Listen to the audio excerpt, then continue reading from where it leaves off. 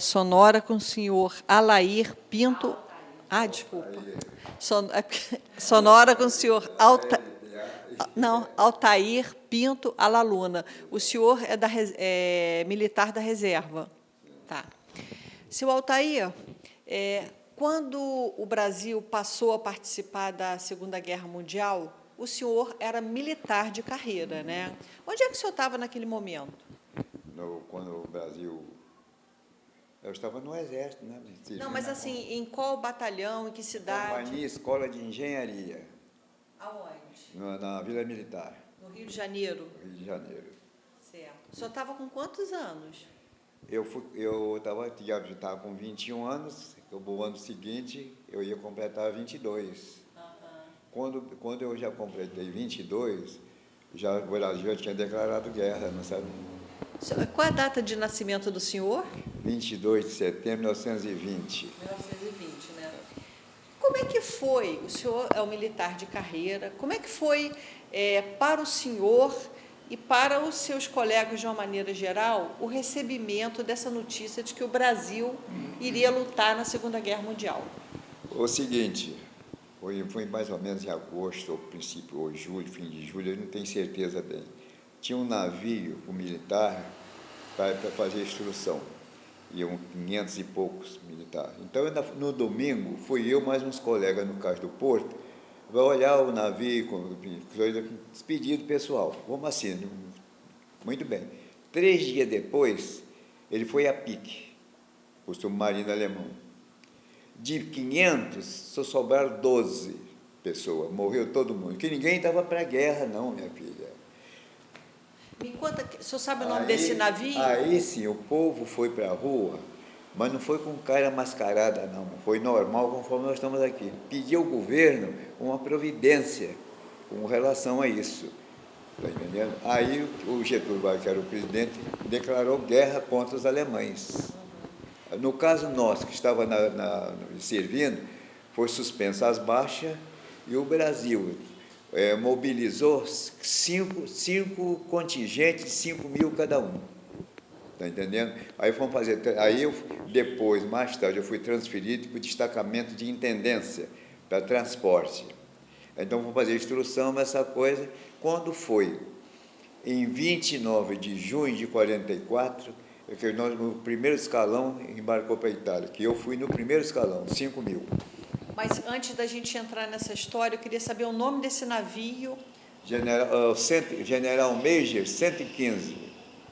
Em que ponto ele foi bombardeado pelo submarino alemão? Não, isso eu não sei. O nosso navio é um navio menor, ia só 500 pessoas para instrução. Não, eu digo esse que o senhor falou que foi bombardeado pelo submarino alemão. Esse é Brasil brasileiro. Mas em que localidade, em que ponto do país? Bom, eu não sei bem para lá do Natal, para aquela zona lá. Não sei bem o ponto. Foi para lá. É uma história conhecida, né? Que teve um navio bombardeado. Aí foi aonde que o povo pediu ao governo, o presidente, uma solução. Além disso ainda, antes eu tinha havido bombardeio lá contra navio de passageiros, de carga, essa coisa. E nessa brincadeira, com esse todo, foi 1000 e tantos, foi morto com um submarino alemão. Agora, senhor Altair, eu queria entender, se o senhor conseguisse recordar, o que passou na sua cabeça naquela época de ir para uma guerra? Porque até então... Passou nada, aguentar o que viesse pela frente. O senhor era solteiro? O senhor era solteiro? Solteiro, Mas o senhor tinha paz e tal. Como é que foi? O senhor foi assumidouro?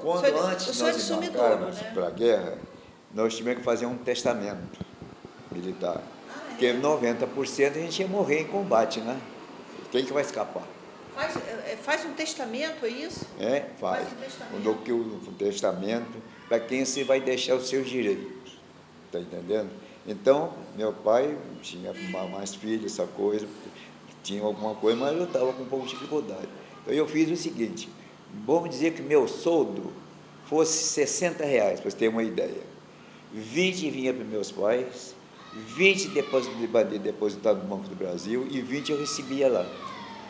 fiz isso. Entendi. Todo o tempo que o Brasil teve em guerra, meus pais receberam, que eu tenho os recibos aqui. Vou te mostrar depois. Então quer dizer, aí nós está falando do testamento, no caso é a questão do Exato. soldo. E aquele que eu tinha direito vinha para meus pais. Quando eu voltei da guerra, depois eu fui ao Rio, apanhei, fui lá no banco, tirei esse dinheiro. Então só tinha essa Aí opção. que começa a minha vida. Eu entendi. Então quer dizer que só tinha essa opção de ou um banco, ou beneficiar alguém, ou então receber em espécie na Itália. Lá eu recebi em lira, como é que se dá o nome? Lira de compassão, lira americana. Eu recebi em lira.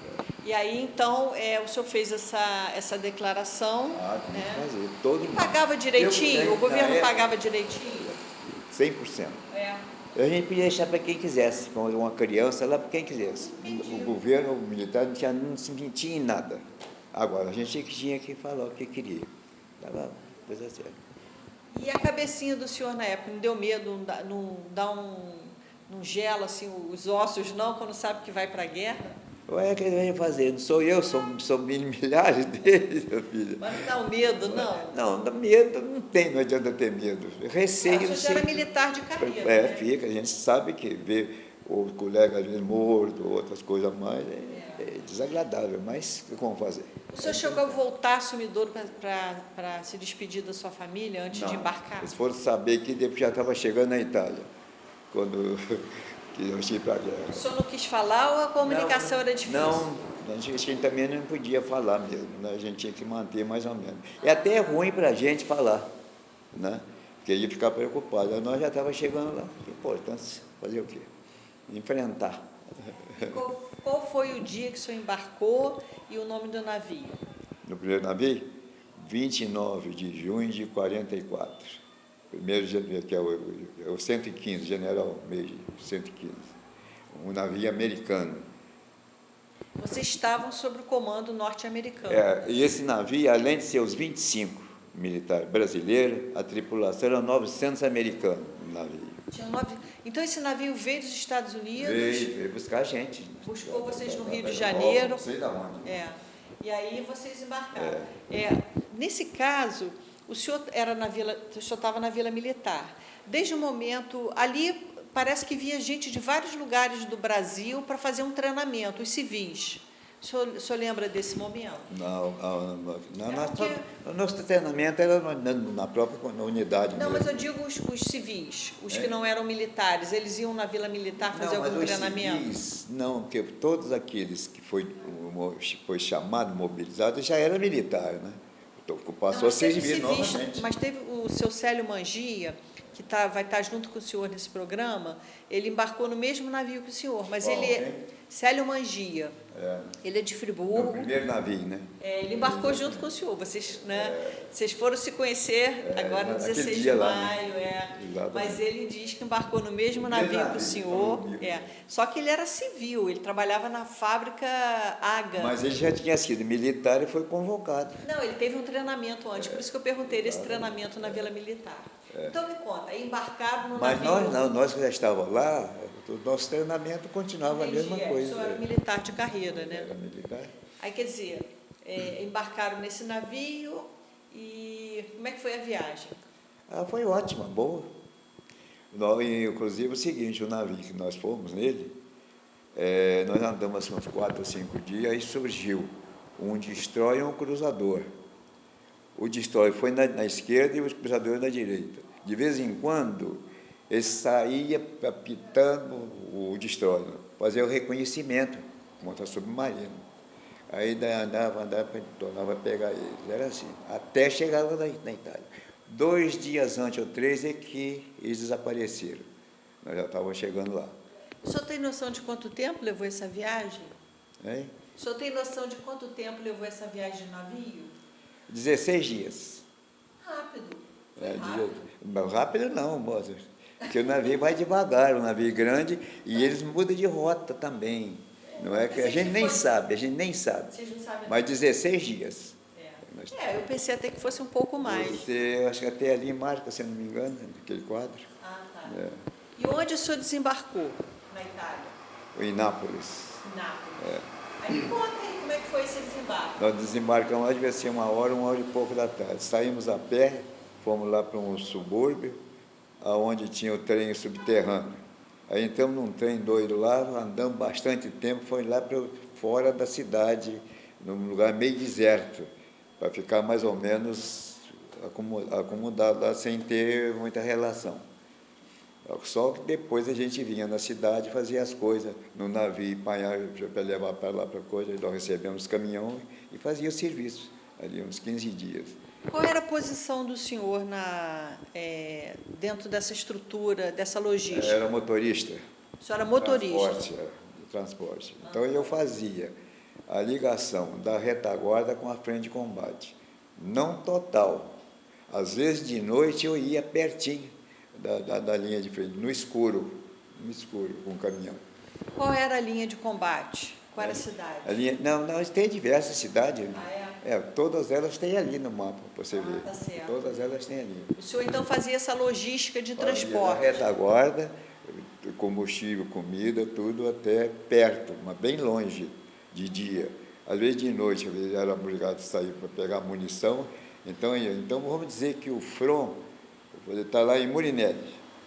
Então, nós íamos aqui até perto lá. Chegava aqui, tinha um policiamento. Daqui para lá, nós íamos no escuro, blackout. Mas a gente só anda com o ajudante, não tem mais. O ajudante está ali do lado, qualquer coisa ele desce, vai olhar se a gente está andando direito na estrada ou não. Tem hora que você nem vê nada, não sabe? Você não pode acender nada, senão você recebe a granada, está entendendo? É isso. Você vai no escuro e tudo no escuro. Só existe no carro um sinalzinho para você não bater no outro carro. Só isso, mais nada. Agora, quando a gente volta, chega no policiamento, que a gente pode acender a luz, aí parece que a gente entrou no céu, né? Aí é bom. Como é que foi o relacionamento entre os soldados brasileiros e as tropas norte-americanas? Muito boa, muito boa. Inclusive, antes de eu entrar em combate, eu tive uma loja, saí com um jipe, com um primeiro-tenente americano. Então, eu ia para diversos lugares, quinto exército americano, mas ainda não estava nem em combate. Eu saí com esse tenente lá. Não houve nenhum conflito, não, né? Tratava a gente muito bem. Eram bem tratados pelo comando norte-americano? Tudo que você pode pensar.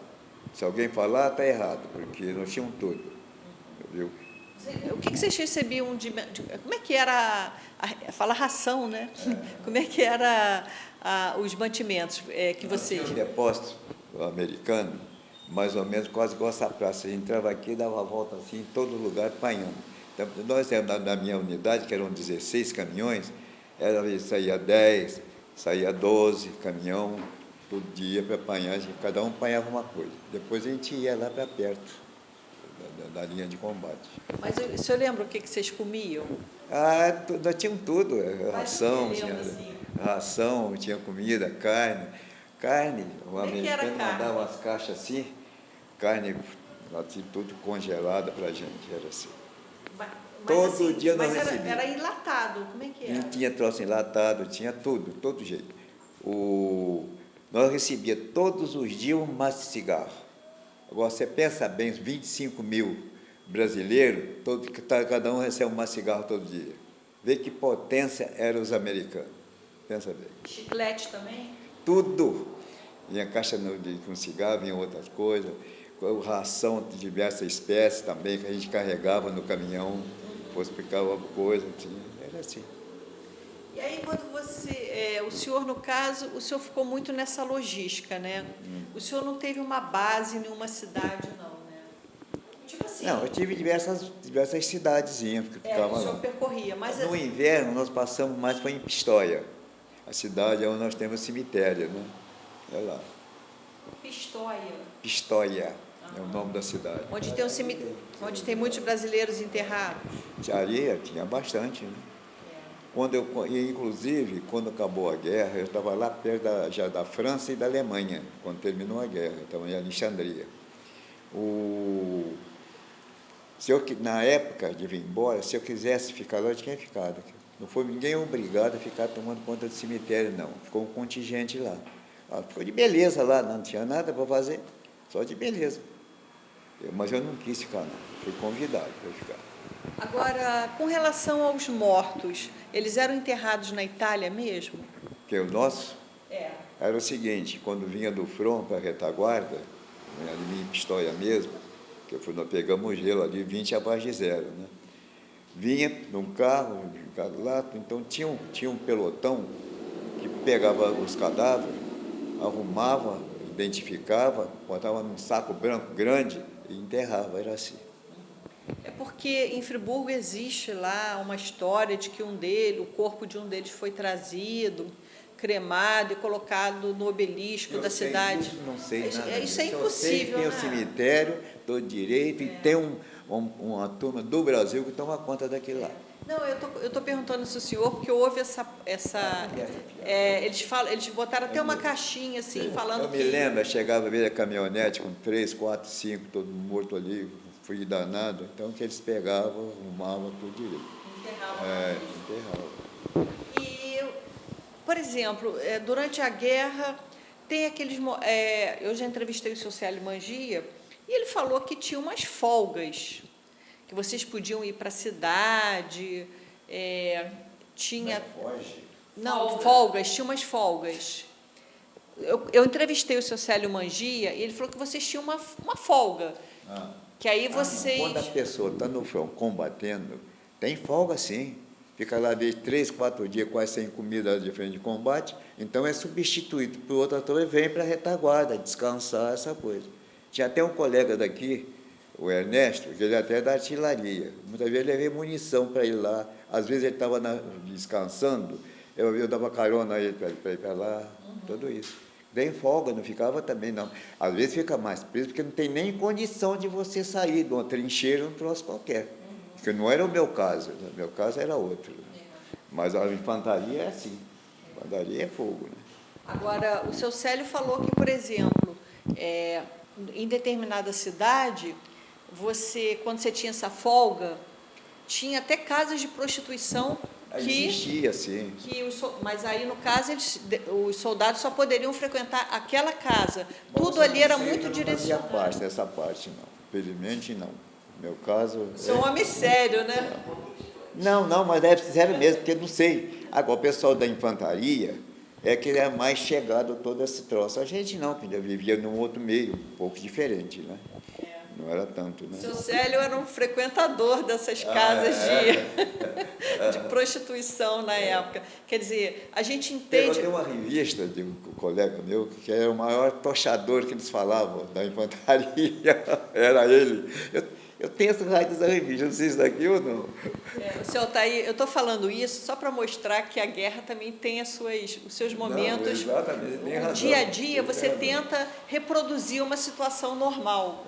Eu digo assim, eu acho que isso tem até um lado psicológico, que, assim, de comando, tipo assim, você tentar reproduzir, você não ficar o tempo todo com essa tensão da guerra não era tanto, né, assim, e não. tentar reproduzir. Assim. O seu Célio teve até uma namorada italiana.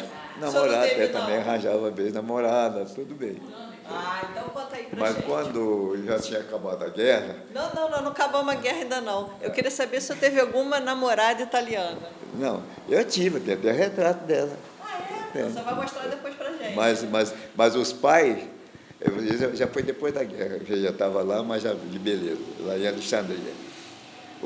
Namorava de colega meu também que tinha namorada, essa coisa, mas os pais estavam sempre de olho também, sabe? A mãe, pai, gente boa, família boa, não era gente... Como é que vocês conseguiam, no meio desse conflito, namorar recatadamente, frequentar a casa da moça? Como é que era isso? Não, nesse lugar lá eu ia, porque era pertinho onde eu estava, acampado, num prédio.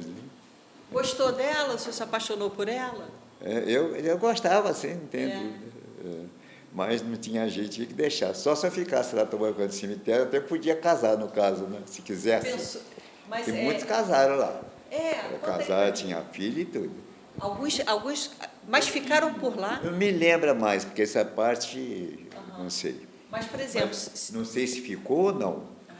Tinha que voltar, pelo menos. Agora, essa parte, algum dessa pessoa que toma conta lá, que eu não sei o número, lá no cemitério, deve ter alguns deles lá, ou muitos que até casaram lá mesmo. Ficou para lá. Né? Então, por exemplo... Outros trouxeram a família para o Rio, para o Brasil, também aconteceu. Eu sei por saber, mas não que eu tivesse assim, contato, sabe? Então, teve esses casos assim de você se relacionar e acabar formando uma família, ficar por lá. Exatamente. Mas sempre vinha, às vezes, no Brasil, trazia, não tinha esse negócio, não. Vinha. Depois, eu sei que aconteceu, eu não vi. Tem essas histórias. Minha missão é completamente diferente. Entendi. Infantaria que é o pior, que a infantaria é o seguinte: infantaria é tropa de ocupação. Eles estão aqui na frente, o combate está em Murinelli, eles estão lá perto, Barão de Aquino, essa coisa mais ou menos. Na medida que a artilharia, a aviação bombardeia, que os inimigos recuam, então a infantaria recebe ordem para avançar. Mas nesse avanço, tem terreno minado, tem tudo de ruim para você enfrentar.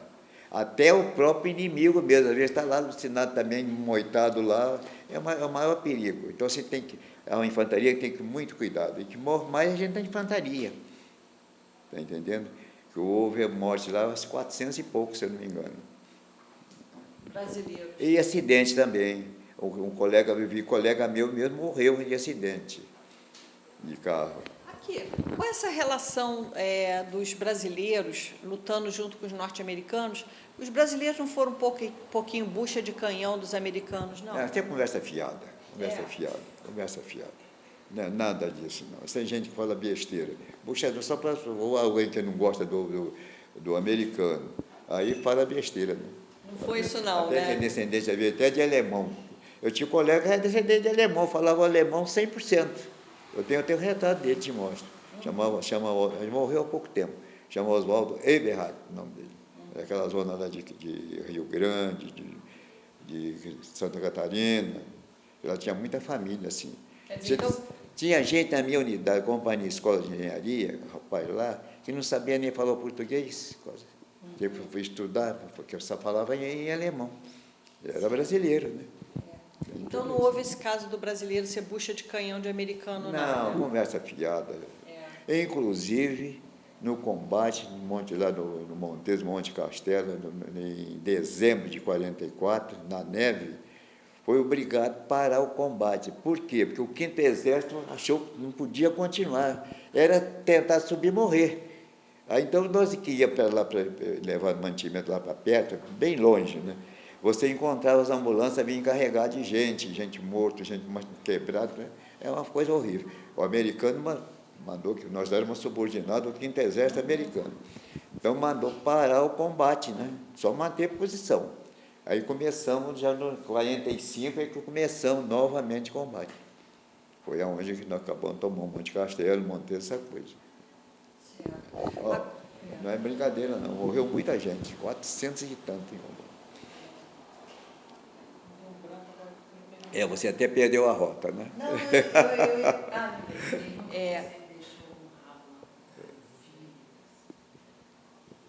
Fica falando sinal igual não sei o quê. Olha só, sua filha está me provocando aqui para perguntar ao senhor se o senhor deixou algum filho na Itália. Graças a Deus, não. Não, né? Olha, se existe pecado, esse eu não tenho.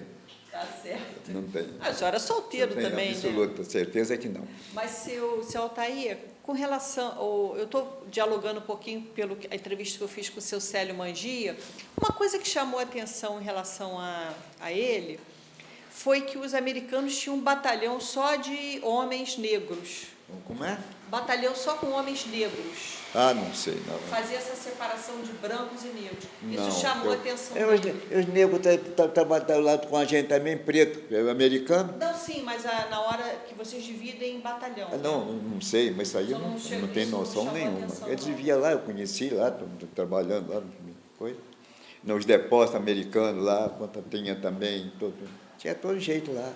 Tem umas histórias também que eu não sei. Agora, as italianas que admiravam muito eram os dentes dos pretos nossos, sabe?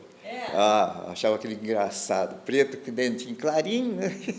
É porque eles nunca tinham visto pessoas negras, né? Não, exatamente. Aí chamou atenção, né? Chama atenção mesmo. Era um gozo. Eu tinha muito colega que era preto, trabalhando vindo comigo. Aqui tem, daqui, deixa eu mostrar para ela. Aqui, ó. Esse aqui que eu falei com você. Esse aqui que eu falei com você. Chama Oswaldo Eberhard. Esse aqui, ele fala alemão, fala tudo. Depois você vai ver.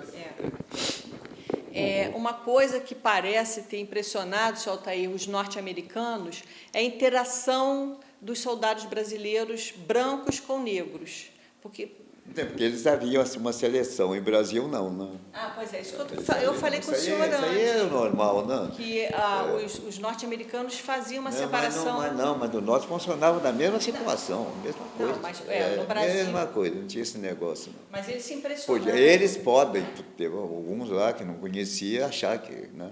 Que já, o americano, hoje não é tanto, né? Mas na época passada era mais, né? A separação era grande, né? De preto e branco, né?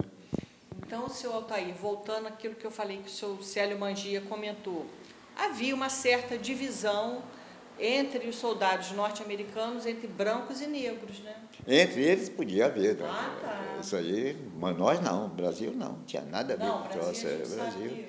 E é respeitado, não pensa que americano é implicar, nada disso. Nada. E eles se surpreenderam como é que isso aí é os brasileiros brancos se interagiam com os negros. Né? Não tinha perigo, não. E o senhor ficou quanto tempo? O senhor ficou até o final da guerra? Como é que foi? Até terminar, depois que terminou a guerra, eu fiquei lá quase 3 meses, aguardando o embarque para vir embora.